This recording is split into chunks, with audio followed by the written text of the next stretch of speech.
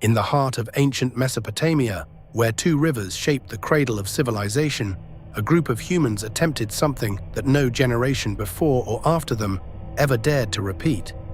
They decided to build a structure so tall, so precise, and so organized that it would function as the physical center of the entire known world. This is not a religious story, this is an engineering story. And the engineering is far more extraordinary than anything the legends describe. Babylon, 600 BC, the most powerful city on Earth. Population estimated at 200,000 people, the largest concentration of human beings ever assembled in one location up to that point in history. And at its center stood a structure called Etemenanki. In the Sumerian language, the name means one thing only: house of the foundation of heaven and earth. What they built was not a tower reaching for the clouds out of arrogance. It was a precise logistical, astronomical, and political machine designed to control an empire. If you want to understand how one city almost unified the ancient world under a single system of power, subscribe now, because what comes next will change how you see every skyscraper ever built. The story begins not with ambition, it begins with mud. Mesopotamia had almost nothing.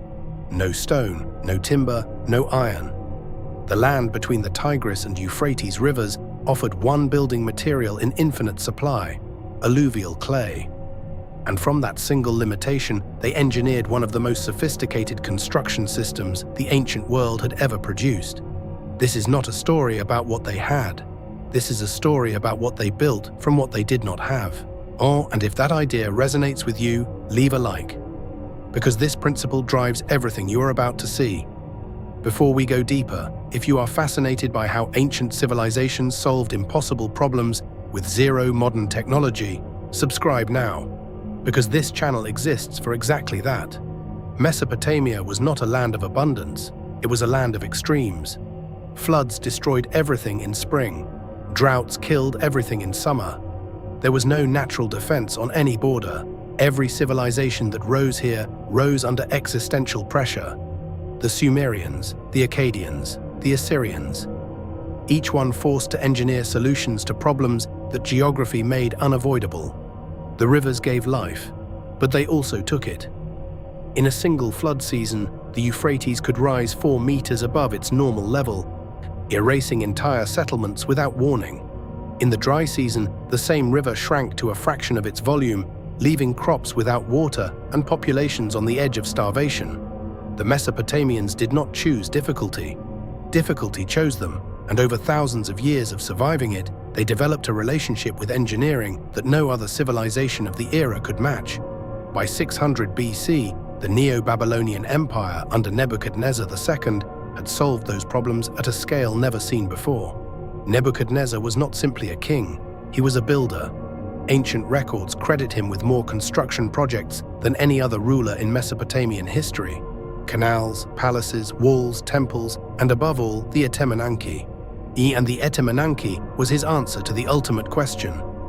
How do you hold an empire together without modern communication? The answer was architecture. Not as decoration, as infrastructure. The Ziggurat of Babylon was not the tallest structure ever built in the ancient world. The Great Pyramid of Giza was taller, but the Etemenanki served more simultaneous functions than any other structure in human history up to that point. It was a tax collection center, an astronomical observatory, a grain storage facility, a diplomatic reception hall, a religious center, and a broadcasting tower for imperial authority, all in one building. No single structure in the modern world combines that many critical functions in one location. The closest equivalent is a capital city, and the Babylonians built it in one building. If that level of systemic thinking surprises you, drop a like right now, because we have not even started explaining how they built it yet. To understand the tower, you have to understand the city. Babylon was not built by slaves. Modern archaeology has completely overturned that assumption. Clay tablets recovered from the site record individual wages, rations, and job titles. These were not laborers, they were professionals. And the system that organized them was more sophisticated than most modern construction management systems. Not because they had better technology, because they had better thinking. Everything begins with the brick. not the sun-dried mud brick used by ordinary Mesopotamian builders. Something completely different. Well, the Babylonians developed a fired brick, baked in kilns at temperatures above 900 degrees Celsius. That was waterproof, load-bearing, and precisely dimensioned to a standard size used across the entire empire. Every brick measured approximately 33 by 33 by 8 centimeters. Every single one, across an entire empire. This standardization meant that a builder in Babylon could work with materials produced 500 kilometers away without any adjustment. Modern construction uses standardized components. The Babylonians invented that principle 2,600 years ago. If that connection between ancient and modern engineering surprises you, leave a like, but the brick alone was not enough. The mortar that held them together was equally extraordinary. The Babylonians used bitumen, natural asphalt extracted from seeps in the earth, as their primary binding agent. Bitumen does not dissolve in water. It does not crack in heat. It bonds to fired brick with a strength that modern testing has confirmed exceeds many contemporary mortar formulations. They were not lucky. They were systematic. They tested, they failed, they rebuilt, and through centuries of accumulated knowledge, they arrived at a combination of materials that was essentially perfect for their environment. The total number of bricks in the Etemenanki has been estimated by archaeologists at approximately 17 million individual units. Each one fired, each one dimensioned, each one placed with intent. 17 million fired bricks, each requiring fuel, labor, precision, and time. Before a single brick was placed on the foundation, the production system alone required years of operation. Analysis of the site suggests dozens of brick kilns operating simultaneously within a 20-kilometer radius of Babylon, each producing thousands of bricks per day, feeding a construction site that consumed material faster than any operation the ancient world had previously attempted. The fuel required to fire 17 million bricks at 900 degrees Celsius was itself an engineering challenge. Wood was scarce in Mesopotamia, so the Babylonians used a combination of reeds, dried animal dung, and bitumen as fuel sources. Each one abundant in the river valley environment, each one capable of sustaining the temperatures required. Nothing available was wasted. Everything available was used. If you want to keep exploring how ancient civilizations engineered the impossible from the simplest materials, subscribe now, because this is just the foundation, literally and figuratively, of what they built. The Babylonians had no cranes, no pulleys beyond the simplest rope systems, no steel scaffolding. What they had was a technology so simple and so powerful that it was still being used on construction sites 2,000 years later. The ramp, not a single straight ramp like those theorized for the Egyptian pyramids. A continuous spiral ramp built into the exterior face of the structure itself, rising with every level as the tower grew. This meant the ramp was never demolished and rebuilt. It grew with the tower. As each new level was completed, the ramp extended upward to the next one. The construction tool and the construction itself were the same object. Modern helical parking structures use the same principle, a continuous ramp that serves as both circulation system and structural element simultaneously. The Babylonians engineered it 2,600 years ago as a construction methodology. The ramp was wide enough for two-way traffic. Loaded workers ascending on one side, empty workers descending on the other, continuous flow, no bottlenecks, no stopping. The system never paused. Archaeological analysis of the site suggests the workforce on the ramp at any given moment numbered between 3,000 and 5,000 people moving simultaneously. A living conveyor belt made entirely of human coordination, but the ramp was only the vertical solution. The horizontal challenge was equally complex. Yet each level of the ziggurat had to be perfectly level, flat to within millimeters across a base measuring 91 meters on each side. They achieved this using water. Channels cut into the foundation base were filled with water. Water always finds its own level. The Babylonians used hydrostatics, the physics of water, as their precision instrument. No laser, no digital level, no modern instrument of any kind. Water, and a deep understanding of how water behaves. If this kind of raw physical intelligence impresses you, drop a like, because this is problem solving at its highest level. The construction of the Etemenanki followed a sequence so logical that modern project managers study it as a case of systems engineering. Not because anyone planned it that way, because it was the only sequence that worked. Phase 1. Foundation Engineering. The Babylonians could not build on Mesopotamian alluvial soil without preparation. The ground was too soft, too prone to settling. They solved this with a technique that modern geotechnical engineers call soil densification. They wove mats of river reeds between layers of compacted clay. The reeds distribute load across a wider area. They act as a primitive geotextile, the same principle used in modern road construction over soft ground. The foundation layer alone required years of preparation before the first brick of the tower was placed. This is the detail that most people miss. The visible structure was the last thing built. The invisible foundation was the first. Phase 2. The platform construction. Each of the 7 levels was not simply a smaller version of the one below. Each level had a different brick composition, a different wall thickness, and a different internal drainage system. The lower levels used thicker walls to support the weight above. The upper levels used lighter construction because the load was smaller. Load calculation. Without mathematics as we know it, through empirical knowledge accumulated over generations. Phase 3. The drainage system. Rain in Mesopotamia was rare but devastating when it came. Without drainage, water trapped inside the brick structure would expand during temperature changes and destroy the mortar joints from within. The Babylonians built weep holes, small openings in the outer wall at regular intervals, that allowed trapped moisture to escape before it accumulated. Modern brick construction uses identical weep holes for identical reasons. Phase 4. The surface treatment. The exterior walls of the Etemenanki were faced with glazed bricks in deep blue and gold, the colors of Babylon. This was not decoration. Glazed brick is waterproof, it reflects heat, it resists biological growth, and it made the structure visible from a greater distance by catching the Mesopotamian sun and throwing it back across the flat plain for dozens of kilometers in every direction. Form and function were the same thing. If you are still here, you are already understanding ancient engineering at a level most people never reach. Subscribe now, because the next phase reveals the most sophisticated element of the entire structure. The construction of the Etemenanki employed an estimated 200,000 workers over multiple decades. Not all at once, in rotating shifts, in specialized teams, in a system of labor organization that has no parallel in the ancient world. Clay tablets recovered from Babylon record the existence of at least 47 distinct job titles in the construction workforce.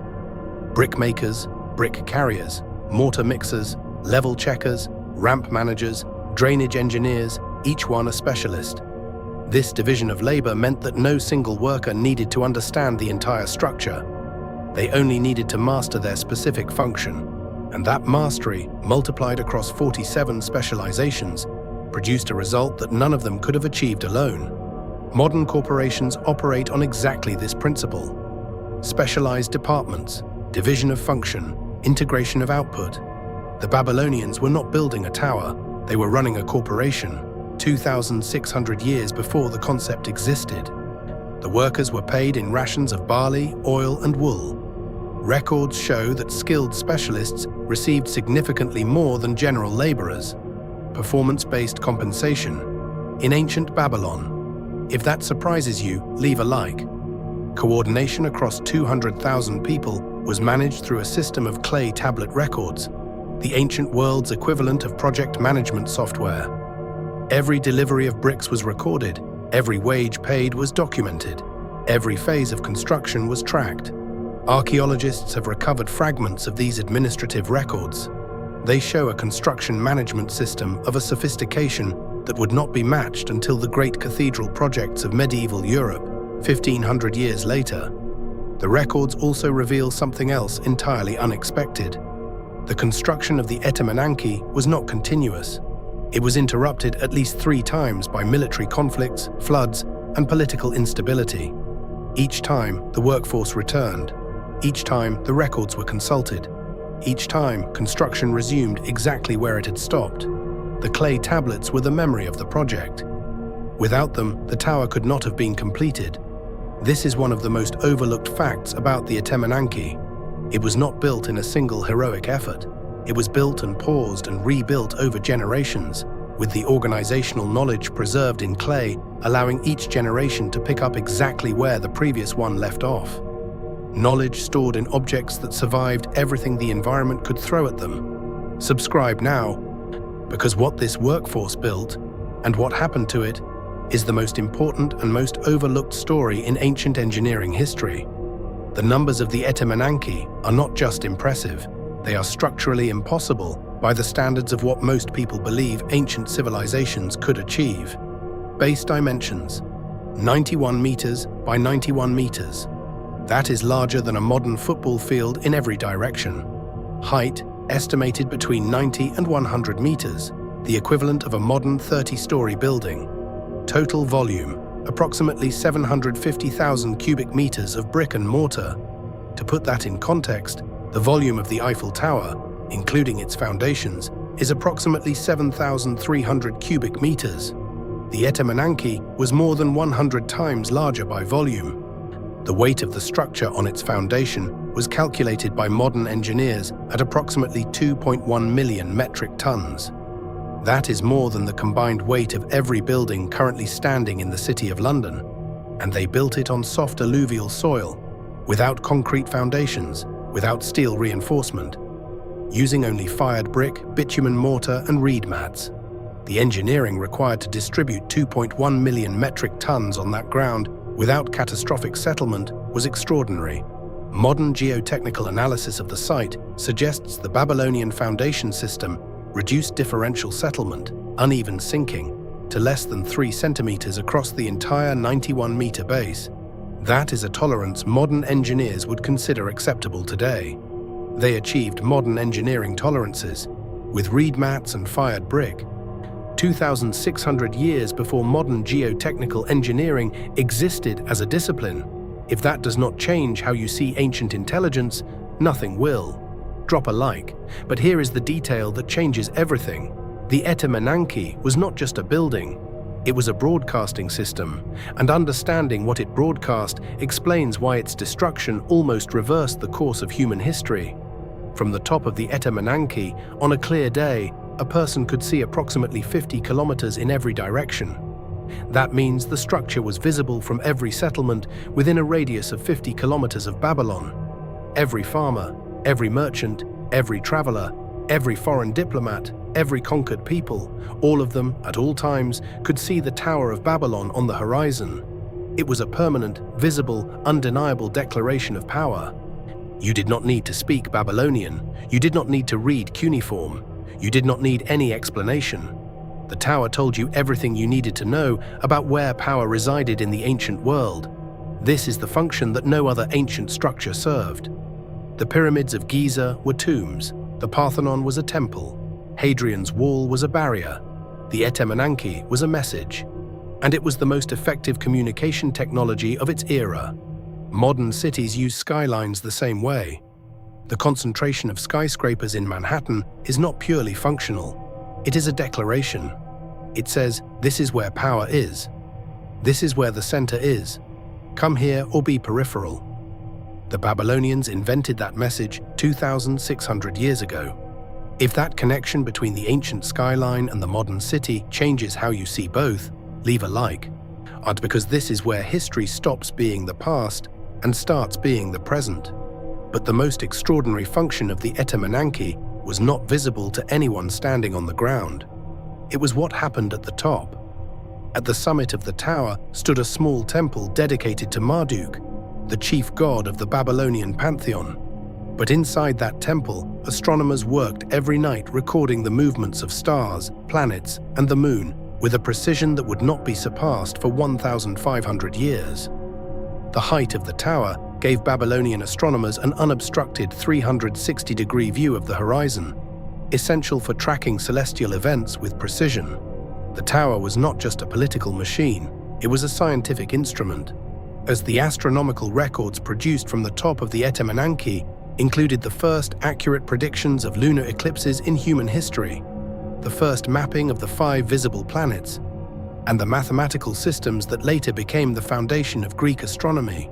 Without the Etemenanki, there may have been no Babylonian astronomy. Without Babylonian astronomy, there may have been no Greek astronomy. Without Greek astronomy, there may have been no Copernicus, no Galileo, no Newton. The tower stands at the root of the scientific method itself. If you are still here and that connection just changed how you see this structure, subscribe now. Because what happened next, the destruction that almost erased all of this, is the part of the story that history forgot to tell. The astronomical knowledge accumulated at the top of the Etemenanki was not kept secret. It was systematically distributed. Babylonian astronomers trained students. Those students trained more students. The knowledge spread through a network of scribal schools across Mesopotamia, each one copying and recopying the astronomical tablets that the Etemenanki had made possible. This distribution system was itself an act of extraordinary foresight. By spreading the knowledge across multiple locations, the Babylonians ensured that no single catastrophe could erase it. The tower could fall, the city could burn, but as long as the tablets survived in distant scribal schools, the knowledge lived. And this is one of the earliest examples of deliberate redundancy in information storage, a principle that underlies every modern backup system ever designed. The tablets themselves were extraordinary objects. Clay baked in fire becomes ceramic, one of the most durable materials in nature. While papyrus rots, wood burns, and parchment decays, baked clay survives for millennia. The astronomical records of the Etemenanki astronomers exist today in museums around the world. The British Museum in London holds thousands of them. You can look at the actual observations made from the top of the Tower of Babel on a Tuesday night in 600 BC. The information survived, the building did not. In 539 BC, Cyrus the Great of Persia conquered Babylon without a battle. The city surrendered, the population survived, the structures remained. And Cyrus made a decision that would define the fate of the Etemenanki. He preserved it, he maintained it, he used it. Because Cyrus understood what the Babylonians had built was not a religious monument to a foreign god. It was an infrastructure asset of incalculable value. The Persian Empire incorporated Babylonian astronomical knowledge, administrative systems, and construction techniques into their own imperial infrastructure. The Etemenanki was not conquered, it was absorbed. Knowledge does not belong to its creators, it belongs to whoever is intelligent enough to recognize its value and preserve it. If that principle feels modern, it is because every great institution in history has operated on exactly the same logic. Then came Alexander the Great in 331 BC. He too recognized what the tower represented. Ancient sources record that Alexander ordered 10,000 workers to begin clearing the rubble that had accumulated around the base of the Etemenanki, the first step in a planned full restoration. He intended to make Babylon the capital of his unified empire, with the restored Etemenanki at its center, a single tower at the center of a world that stretched from Greece to India. Alexander did not live to complete the restoration. He died in Babylon in 323 BC at the age of 32, and with him died the plan to make Babylon the capital of a unified world empire. The 10,000 workers were dismissed. The cleared rubble was not replaced with new construction. The tower that almost unified the ancient world outlived the man who wanted to restore it. After Alexander, the structure fell into gradual decline. The Seleucid Empire that succeeded Alexander paid lip service to restoring Babylon, but never committed the resources. The astronomical schools continued for a time. Babylonian astronomers were still making observations and publishing records as late as 75 AD, but the physical tower deteriorated year by year, decade by decade, century by century. By the time Greek geographer Strabo visited in the 1st century BC, he described a structure already partially in ruins. Its upper levels collapsed, its ramp system unusable. By the 1st century AD, it had essentially disappeared, its bricks systematically removed and reused by the local population for houses, walls, and roads. This is the most common fate of ancient brick structures. They are not destroyed, they are recycled. The bricks of the Etemenanki today exist inside thousands of buildings across southern Iraq. Buildings whose owners have no idea they are living inside the Tower of Babel. The tower did not disappear, it dispersed. Every mud brick house in the region that contains a fired Babylonian brick from the 6th century BC contains a fragment of the most ambitious construction project the ancient world ever attempted. The biblical story of the Tower of Babel describes its destruction as divine punishment for human ambition. But the archaeological record tells a different and more interesting story. The tower was never destroyed by any external force. It was abandoned. Gradually, over centuries, as the political and economic center of the ancient world shifted away from Babylon, the tower did not fall. It was outgrown. And that is a far more profound story than any myth of divine intervention, because the biblical story captured something real. Not the destruction, but the ambition, and the consequence of that ambition.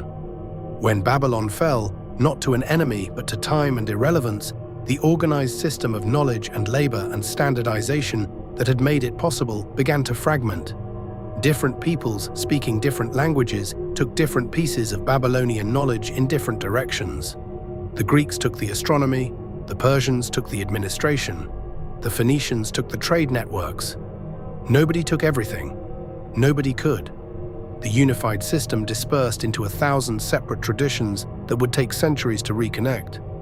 That dispersal, that fragmentation of a unified knowledge system into competing traditions separated by language and culture, is what the biblical story of Babel remembered. Not a literal confusion of languages, but the real experience of watching a civilization's integrated knowledge system fragment into parts that could no longer speak to each other. It happened, it was catastrophic, and it was preserved in story because stories survive when towers do not. Subscribe now, because what the Etemenanki left behind, in ways most people have never considered, is still shaping the world you live in today. The astronomical tables compiled from the top of the Etemenanki were copied, translated, and transmitted across the ancient world for centuries after the tower itself had fallen. Babylonian astronomical knowledge reached Greece, Egypt, and India and Persia, each civilization building on what the Babylonian astronomers had recorded. The Greek astronomer Hipparchus, working in the 2nd century BC, explicitly acknowledged his debt to Babylonian eclipse records that stretched back to the 8th century BC. Without those records, without the tower that made them possible, Hipparchus could not have calculated the length of the solar year to within 6 minutes of the correct value. The standardized brick system developed for the Etemenanki became the default construction standard across Mesopotamia for centuries. Every city built after Babylon used the same 33 by 33 by 8 centimeter brick. In that standardization, that insistence on a universal module that could be produced anywhere and used everywhere, is the direct ancestor of every building code and construction standard that exists today. The administrative system, the clay tablet records, the specialized job titles, the performance-based compensation became the template for imperial administration across the Near East. The Persians used it, the Greeks adapted it, the Romans refined it, the medieval kingdoms of Europe inherited the Roman version, the modern corporation inherited the medieval version. The spreadsheet you use today to track a project is the direct descendant of a clay tablet from Babylon, recording a brick delivery to the construction site of the Etemenanki in 580 BC. If that invisible legacy in your daily administrative life surprises you, leave a like. It's because the Tower of Babel did not disappear. It transformed, and its transformation shaped every organized human institution that followed. The story of the Tower of Babel survived in human memory for one simple reason. It captured something true about human ambition. Not ambition as arrogance, ambition as the engine of civilization. Every great structure in human history was built by people who decided to attempt something that everyone around them believed was impossible. The pyramid builders, the aqueduct engineers, the cathedral architects, and the brick makers of Babylon. What the Babylonians understood, and what we keep rediscovering, is that the limit of what a civilization can build is not determined by its technology. It is determined by its organizational intelligence. They had mud, they had reeds, they had fire, and 200,000 organized, specialized, compensated human beings. And from those 4 elements, they built a structure that housed the most advanced astronomy of its era, administered an empire of millions, and remained visible on the horizon for 6 centuries. The rediscovery of the Etemenanki by modern archaeology began in the 19th century, when German archaeologist Robert Koldewey excavated the site of ancient Babylon between 1899 and 1917. What he found was not the tower, it was the shadow of the tower, a massive square depression in the earth 91 meters on each side, filled with the debris of millennia. The bricks were largely gone, but the foundation impression remained. The earth still held the shape of what had stood there. From that depression, from the cuneiform tablets that described it, from the Greek writers who had seen it, and from the mathematical analysis of what would have been structurally possible with the materials available, archaeologists and engineers have reconstructed the Etemenanki with a degree of confidence that makes it one of the best understood, lost structures of the ancient world. We know what it was. We know how it worked. We know what it did. We simply cannot see it anymore because the bricks it was made of are scattered across southern Iraq, doing what Babylonian bricks were always designed to do, holding things together. The Tower of Babel did not almost change human history. It did change human history. We just forgot to give it credit because the building is gone and the legend replaced the engineering. What the Vikings built was not just expansion, it was replication. What the Babylonians built was not just a tower, and it was a template for how organized human intelligence, not technology, conquers impossible problems. And if that template feels familiar, it is because you live inside it. Every organization you belong to, every system you use, every standard you take for granted. Somewhere in its ancestry is a clay tablet from Babylon recording a brick delivery. The Tower of Babel was not a monument to human arrogance, it was a monument to human coordination. And coordination, not technology, not resources, not geography, is the force that has always separated civilizations that endure from those that disappear. In the end, the Tower of Babel did not reach the sky, but it reached something more permanent. It reached the future, brick by brick, tablet by tablet, generation by generation. That is how the impossible is built. And if this story changed how you see the world, leave a like and subscribe, because the next story is already waiting to be built.